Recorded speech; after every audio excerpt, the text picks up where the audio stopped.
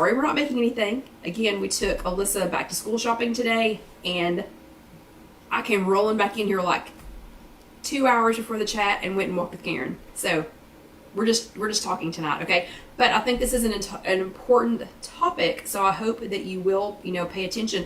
We have spent this entire summer talking about ways that you can save money because prices just keep going up.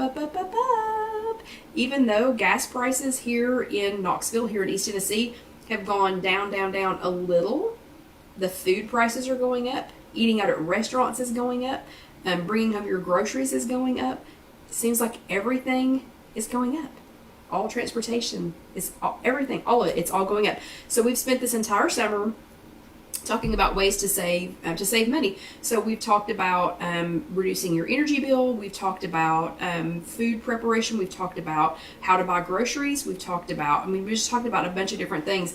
Last week we had, Loretta said, except our pay. Yeah, there you go.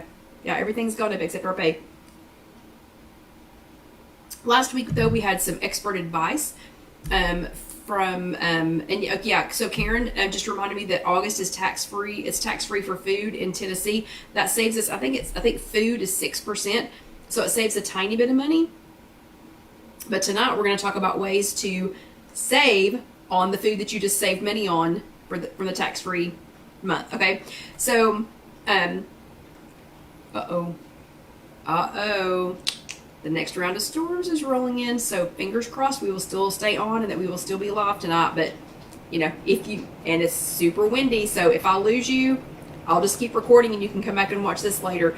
I don't know if y'all can hear that or not, but super loud outside right now. Okay, so tonight we're going to be talking about, during this summer of savings, tonight we're talking about saving money by reducing food waste. So again, wasn't kidding when I said we were going to talk about ways to save money all summer long. So reducing food waste. Do you know what the easiest way to reduce food waste is? Does anybody have any guesses? Anybody want to guess? Anybody? Oh yeah, Deanna says she can hear it. Y'all can hear those raindrops, right? So sorry about that. Here, actually, I will move, tell you what I'll do. I will move the microphone a little bit closer to me. Oh, and y'all can see it now. So move it a little bit closer to me so that maybe y'all can hear me more than the rain. But anyway, so, okay, so does anybody know what's the #1 way to reduce food waste? Anybody? Anybody?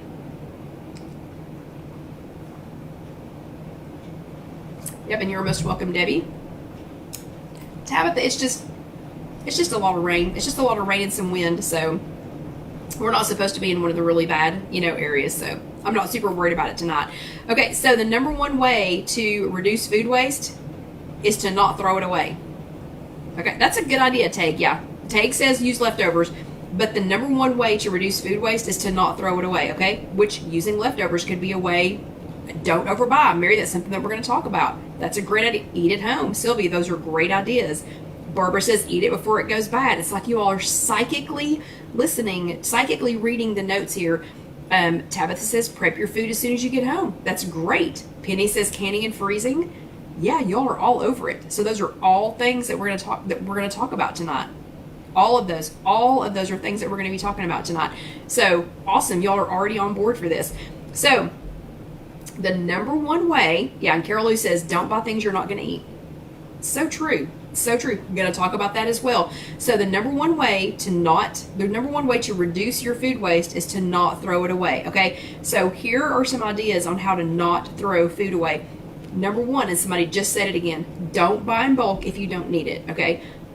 Guilty as charged. So I have let my Sam's and my, and Take says, you've been focusing on this, so do I guess we are learning. Yes, you all are. And I'm learning with you. I learn these things as as you all are learning too.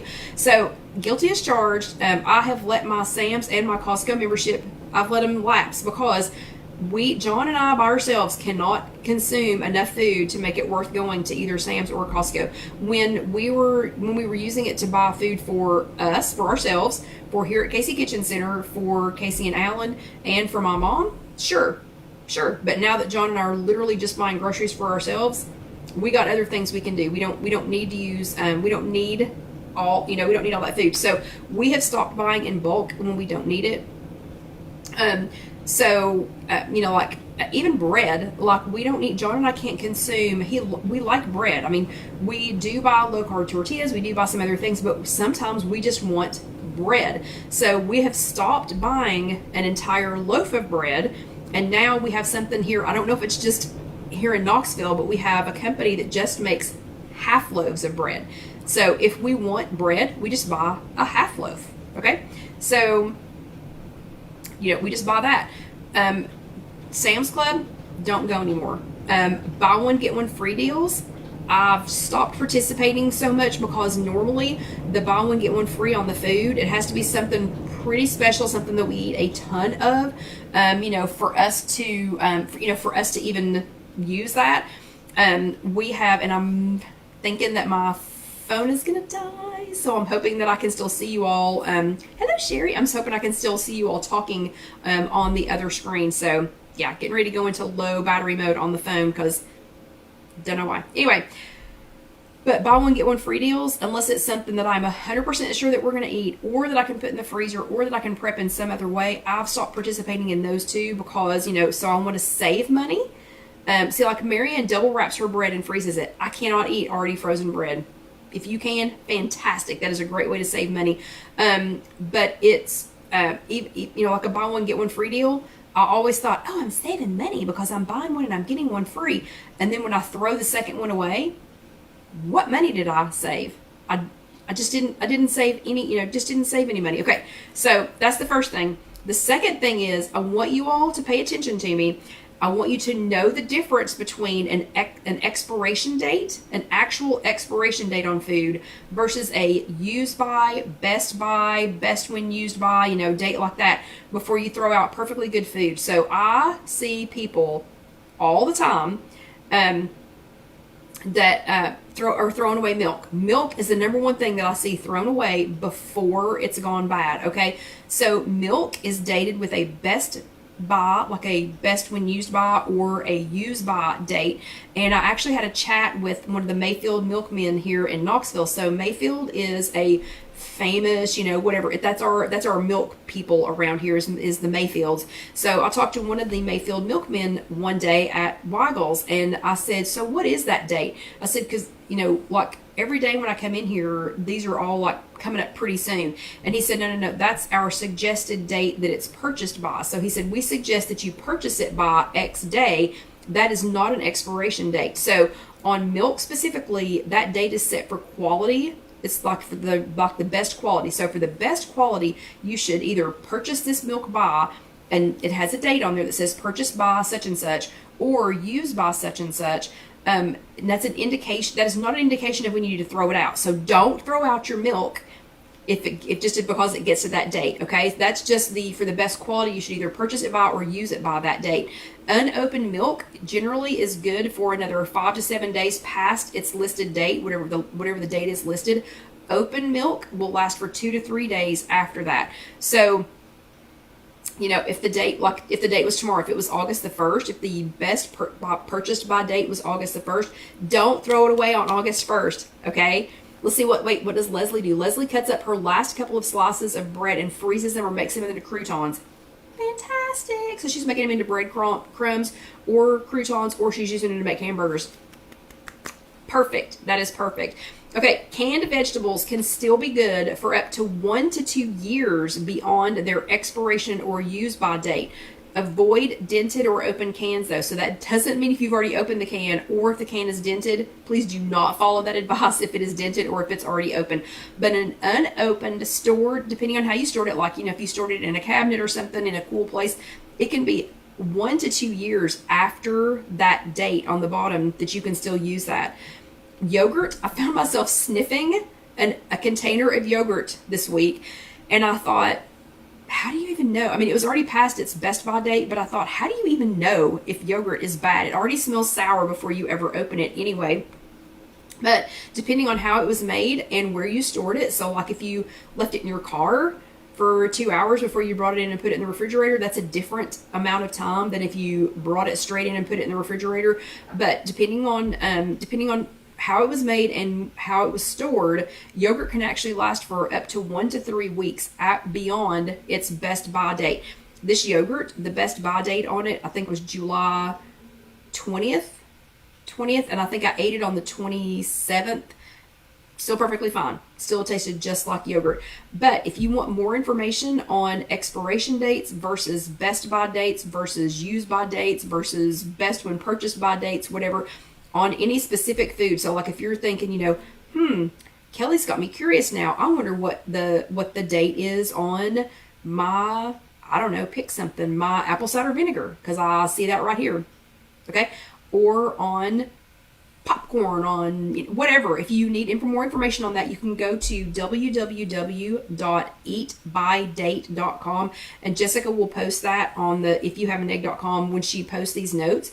So you don't have to remember that. You don't have to run and go grab something and write it down, but it's www.eatbydate.com, and you can look up some pretty specific things like baking soda and sugar and probably apple cider vinegar. I didn't look, but now that I see it, spices, I'm sure those are all on there, but you can go there and look for that.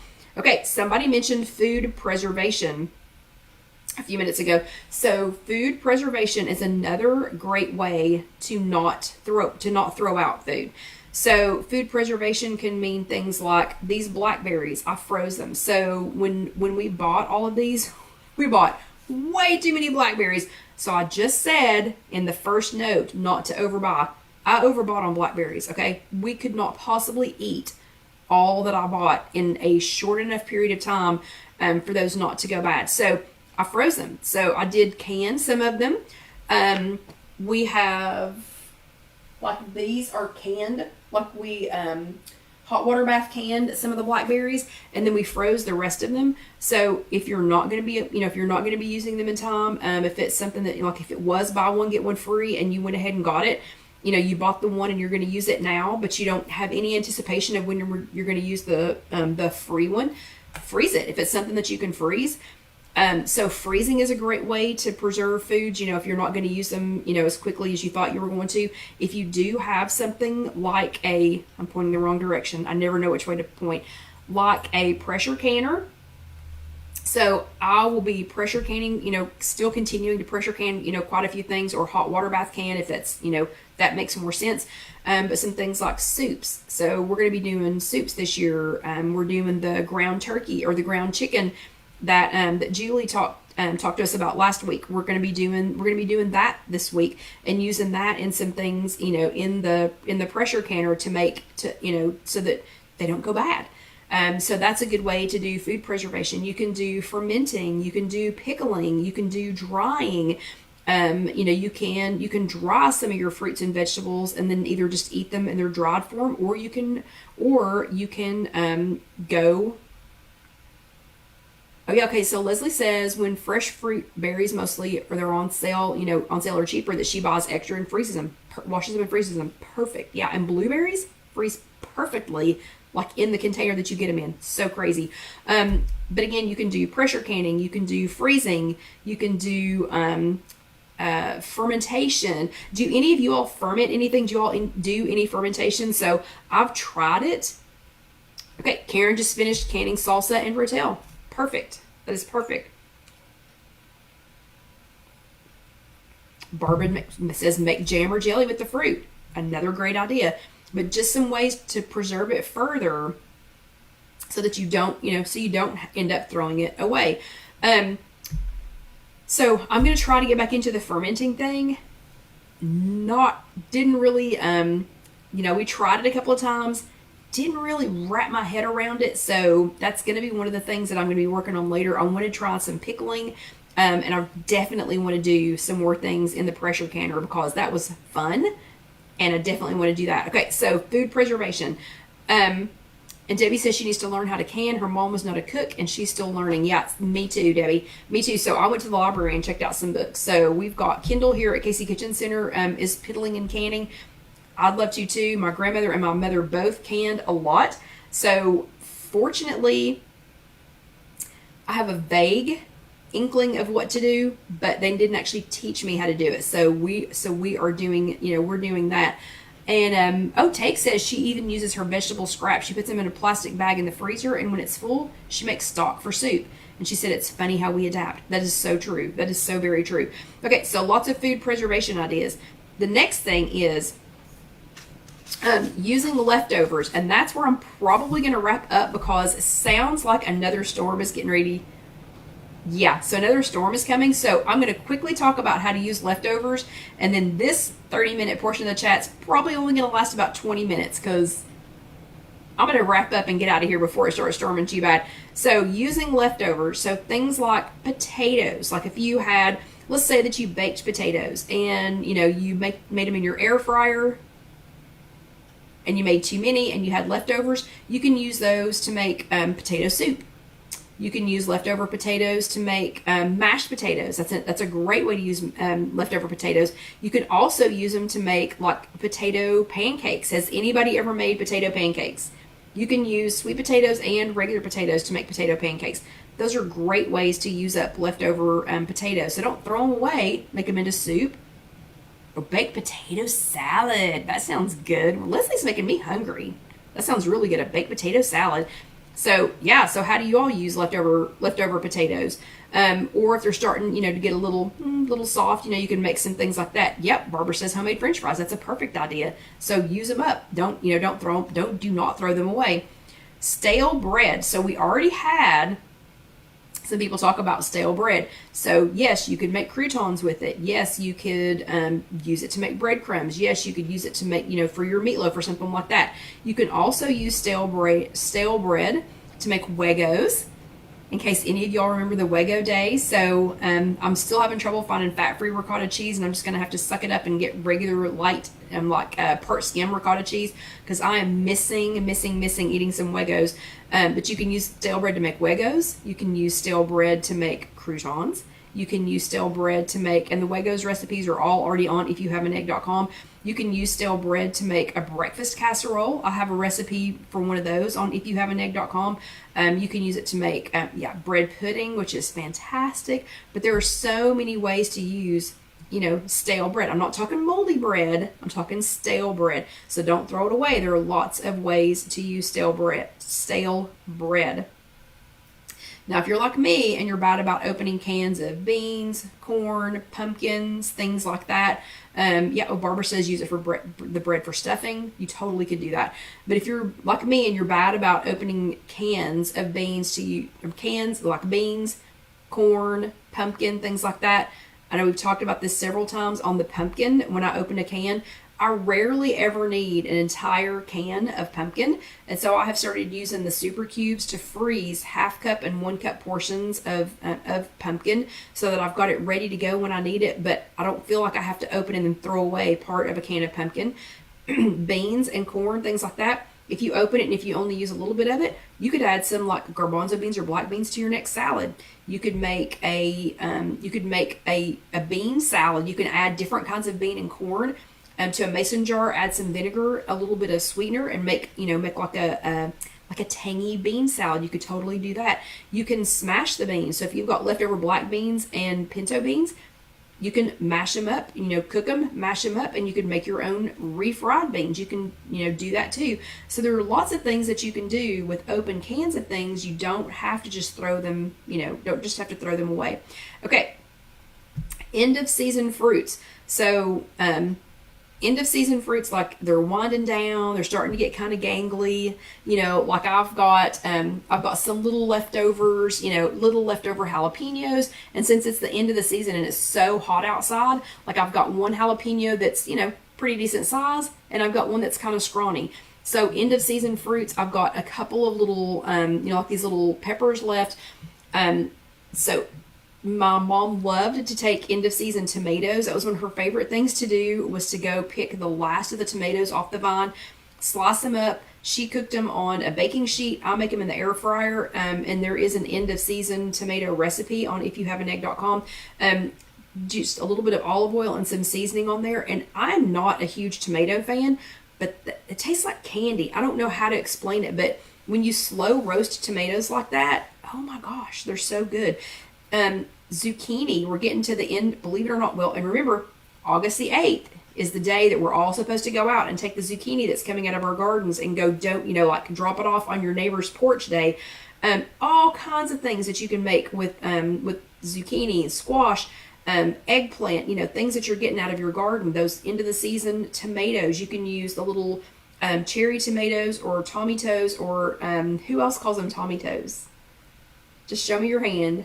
Show me your little virtual hand if you call the little tiny tomatoes tomatoes like we do. Little grape tomatoes, things like that. You can totally, in the air fryer, you can make them into like roasted tomatoes. Yep, and Lynn wants to be one of your neighbors, one of our neighbors who is giving the who's giving away the zucchini. But you can do, yep, and Karen, well, Karen, you're from around here. Of course, you call them tomatoes, and so does Barbara. Barbara, yeah. Oh, well, that's awesome. You call them tomatoes. But you can make like little roasted, tomatoes that you can use later, and so does Lisa. That is so cool. You can do that. You can use, oh my gosh, everything. The zucchini. I mean, you can make zucchini bread and then put it in the freezer. You can make zucchini pancakes. Put it in the freezer. There's so much that you can do. There's so much that you can do with all of those leftover fruits and vegetables, or the ones that look kind of gangly. Like the little scrawny ones. So that's not going to be a stuffed jalapeno of any kind. That's too skinny. It's too little. Or apples, like if we get apples that are, they're just a little, bruised or not as pretty, or, they have little tiny wormholes, or, no worms, just little wormholes, whatever. Then, we would take those and do baked apples. I mean, baked apples are a perfect way to get rid of apples that are just kind of a little bit past they're a little bit past their season. And y'all are talking about some great, fantastic recipes, with zucchini potato boats, or potato boat, pizza boats. And everybody is asking for zucchini. That is hilarious. So Leslie needs a zucchini neighbor also. So if you have lots of zucchini, find one of these people who needs the zucchini dropped off at their place. But there's lots of things that you can do with the end of season vegetables, and a lot of times they're not the prettiest. They're the smaller ones. So make something with them. Don't just get rid of them. And then the last thing I'll talk about, and then it will be time to wind down, because I'm going to try and get ahead of this next storm. Oh, yeah, and Marianne says baked apples and applesauce. Yeah, applesauce is another great way to go through some kind of gangly apples. But repurposing foods. So somebody said earlier leftovers. Leftovers are a great way. You can totally take leftovers. Make your own little TV trays. You can use your own little bento boxes. We've got the boxes here at Casey Kitchen Center for meal prep. Make your own TV dinners, with those. But you can take some of those foods and repurpose them. So like if you had leftover meatloaf, who has leftover meatloaf? I mean, we would just like eat all of it, okay? But if you had something like leftover meatloaf, you could take some of those gangly end of the season peppers, like green peppers, red peppers, yellow peppers, stuff them, make a little mixture with the meatloaf, maybe a little bit of rice or some cauliflower rice, pop that into the pressure cooker. Actually, now that I've said that, I think I want to try that this next week, and make some stuffed peppers, because if you're going to cook them down that much, who cares what they look like? Because you're just going to eat them, and they're going to be delicious. Or pop them into the freezer. You can use, there's so many things that you can use leftovers for. I think it's Julie in our group that does so many creative things with like spaghetti squash. So it seems like she's constantly taking something that they had at another meal and then combining it with, with the spaghetti squash, and making different, like tacos, and like a spaghetti squash taco or pizza, or all kinds of things. So leftovers, you don't have to just eat them as whatever the original meal was. If John and I if I make a roast, we make roast and potatoes and carrots and cabbage and things like that. So it's a roast the first day. The second day, it might be roast beef sandwiches. Maybe we just take out some of the meat and make roast beef sandwiches. At some point in that, though, it's going to be beef stew, because we're not gonna eat it as roast and potatoes and carrots and cabbage and mushrooms. We're not going to eat it as that every single night. And I'm not buying a roast that's this big. But at some point, it's going to become beef stew. So just figure out some ways, to reuse those leftovers, or to repurpose those leftovers, instead of just throwing them away, or instead of just letting them sit in your freezer and get freezer burn. At some point this week, I'm going to be showing you how to use. I have some leftover shredded cheese.